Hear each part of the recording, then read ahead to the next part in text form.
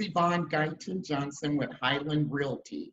You know, we've had several different topics, particularly during the month of June, because it's Home Buyers Month or Home Owners Month. And one of the biggest obstacles I've learned is credit. A lot of people can't get past the credit issue. So I thought we would take some time and get an expert opinion on what a lender's looking for when you're applying for that mortgage so that you'll have a better idea as to what your chances are and how to fix things if they need to be fixed. Today we have Angela Monk from Cross Country Mortgage, and she's going to explain to us and demystify some of the myths about what lenders look for in credit. So how you doing today, Angela? I'm great, Yvonne. How are you? I'm well. Thank you for asking. And thank you for sharing your information and your wisdom with us. Thanks for inviting me. Tell us about something about yourself before we get started. I've been in lending for 3 years. I've been in the real estate industry for 32. Wow. So I kind of made my way through the roles, and I'm in my happy place now. Okay. What did you do prior to lending? I was an escrow officer. I started before I even knew what escrow meant back in the 80s. Okay. I started as a receptionist and data entry and worked my way up to running a desk and managing a branch. And that was enough of that. Great learning experience. That's funny because that's how I feel about lending. I have been in lending for 16 years. I don't ever want to see another loan again. I had my share of underwriting. I was underwriter, processor, loan officer during that 16-year period. And so I've had enough of lending. So I understand. And that's why I rely on people like you to help me get my clients through it because, you know, things have changed so much in 16 years. They changed in the last 3 months. I bet. Yeah, this virus has got us on a whole different plateau no matter what you do for a living. That's for sure. True. Yeah. Well, let's get right into it. You know, what I did was I have a son who's a millennial, and I know you've lived with millennials too. And so just from his questions, I came up with some on my own because a lot of people, even people our age, they just don't get it. You know, in fact, he told me, well, if I paid this month, why would they count me late? I said, but you didn't pay on the day they asked you of the month. You know, he's like, oh, as long as I still got a payment in that month, what's the big deal? So let's get right into it and demystify some of this. Why do you need good credit? Let's start there. The biggest deal is it makes everything easier.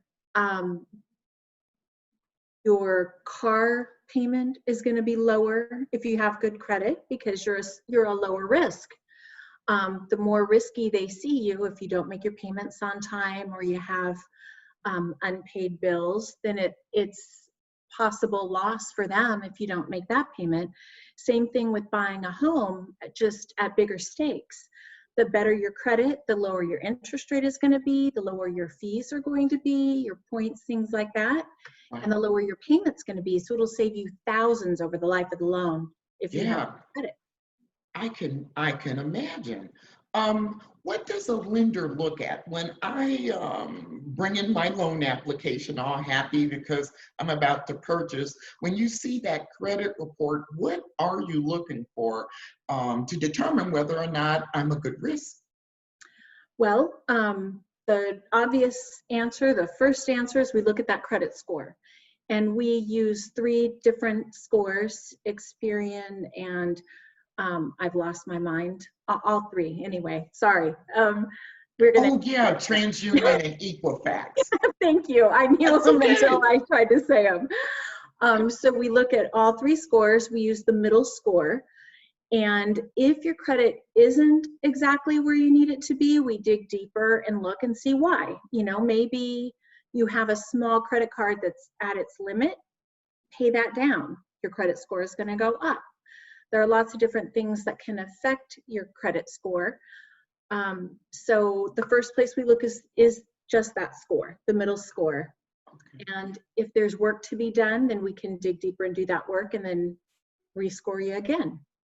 You know, particularly in the Bay Area, it's really difficult for just one person to purchase a house. So what if you had 2 or 3 people? How do you determine the middle score if you've got more than one borrower? Well, unfortunately, it's the lowest middle score. So if you have a Ah, husband and wife and he's got great credit and she doesn't, it's her middle score that we go by. okay. The So yeah, weakest link, there's no escaping that. the weakest link kind of thing then, The huh? weakest link. Yep, exactly. Okay. Yeah, I bet. Gosh, that could really be frustrating. You know, sometimes people join up with another person with good credit thinking that, that'll get us through, but you're Mhm. looking at it the opposite way. Wow. It, Um, it's possible to be on title only and have that good score person carry the financing. So as long as your income isn't needed, then you could do the loan in one name. and one name. What would be some suggestions for improving your credit? Let's say the weaker person is quite lower and we need to bring it up for down payment assistance or anything just to make the deal stronger. What would you suggest they do to improve their credit? Well, there are lots and lots of things, almost endless things that can be wrong that can drag your score down. Some of the most common are high outstanding balance relative to the credit limit. Missed payments, late payments, those will drag your score down. There isn't a lot you can do about those other than, have other good credit that kind of offsets it. Mm-hmm. You can open more accounts if it's a lack of credit that's pulling your score down. Mm-hmm. If you don't have No, enough, I'm go sorry. ahead. No, go ahead. You can open additional accounts. Just making sure that you just keep your payments made and on time, and that's the best way to maintain your credit and improve it. I heard you mention paying down the balance. How would I know how far to pay it down to make it look better? That's a great question. So 30% of your available credit is really the sweet spot. 10% Okay. if you can, but 30% is where it starts to help you. So Okay. if you have $1,000 credit card and you pay it down to 300, that's going to shoot your credit up a little bit.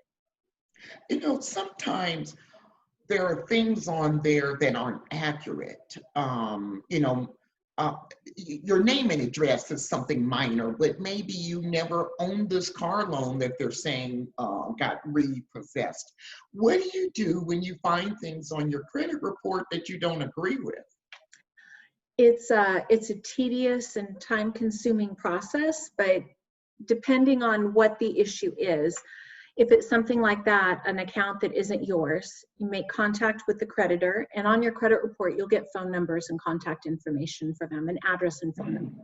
So it's good to do it in writing. Make contact with that party, get a letter from them confirming that it wasn't yours, you didn't owe it, it shouldn't be on your credit report. Then you need to send it to all 3 of the credit bureaus Oh, and have okay. each one of them update their records. Because if you only do one, then the other 2 are still gonna give you the lower score. So it Ah, takes some time. that's a good idea. I never even thought about that. I just thought if you just approached the one who reported it, that would do it. But that's good advice. Um, let's see. What about the myth about getting a co-signer or a co-borrower and going on their accounts? Would that help improve your credit? If you become an authorized signer on someone else's credit card, you do Yes. get credit on your credit report for all of their on-time payments. So you have to find someone who trusts you, not to, go hog wild and Yeah. spend all their credit. But yes, absolutely, being an authorized signer does help you. Oh, okay. And it's easier if you have that willing participant than getting your own card if you don't have Mhm. it. About how long would you have to wait to see any improvement, whether it's paying it down, paying it off, being an authorized signer on someone else's account? About how long does that take before you'll see it on your credit report? Average probably 60 days because you have Okay. to wait for them to report that, because a lot of creditors only report once a month. So if you miss that reporting, I would say, to be very safe before you run your credit again, 90 days, just to make sure Okay. that everything updates. And actually, that isn't that long. You could Really, continue to save for your down payment, and make sure that you're positioned correctly to, once you get that credit approval, you can just hit the ground running. Okay. it's a Can, good idea to start early with the yeah, with the application process for sure. can I get a house without improving my credit? I mean, does it have to be in the 800s like you see on TV in order to buy No, a home? no, believe it or not, we can get you an FHA loan with a credit score of 500 or better. 500. Wow. Mhm. Okay. That's one of those changes since I was underwriting. Back in the day, we were going away from a 500 credit score. Right. So things have changed since I had that hat. It Wow. requires a little more down, but you can do it. 10% Yeah. down. 10% instead of, what would it be if my credit was decent, say 640? You could do 3.5% down Okay. on an FHA loan, Okay. probably 3 to 5% on a conventional loan, but yeah, Yeah. You could still move forward. You wouldn't have to wait till you're in the 700s, 800s. absolutely. No. Wow. And I That's have a good to lot of know. people that get in with a lower score, add a mortgage to their credit report, and then 6 months down the road, their credits jumped up, and then we can refinance them, lower their rate, and Wow. help them out. Yeah, I hadn't even thought about that. Well, I tell you what, Angela, can you tell us what areas you cover? I personally cover all of California. I'm located in Benicia and Vallejo, but I'm licensed for the entire state. Okay. Cross country allows us also to do loans all across the country. So I can handle the loan anywhere you have a property or want to purchase. I just have to work with an agent in that area to make sure that we're following guidelines. So they lock the interest rate and do things like that, but I can still be your point of contact. I get it. Okay, well, that's good to know too. How can people reach you if they think they're ready to proceed? Fantastic question. My cell phone is 408-603-8224, or they can go to crosscountrymortgage.com, or they can email me at angela.monk@myccmortgage.com. Great. Anything else you'd like to add before we go? Just that it's a pleasure working with you as always, Oh, and I I know. I appreciate the miss opportunity. Yeah, I miss you. I can't wait till this is over so we can go to our favorite spot and Yeah, have some lunch. Yeah. absolutely. And Thank of you. course, do some business. Well, that too. But Yeah, like, yeah. Well, great. Thanks a lot so much for your time, Angela, and you enjoy the rest of your day. And again, I'm Yvonne from Highland Realty, and my contact information is down below. And remember, it's not just a house, it's your legacy. Thank you. thank you.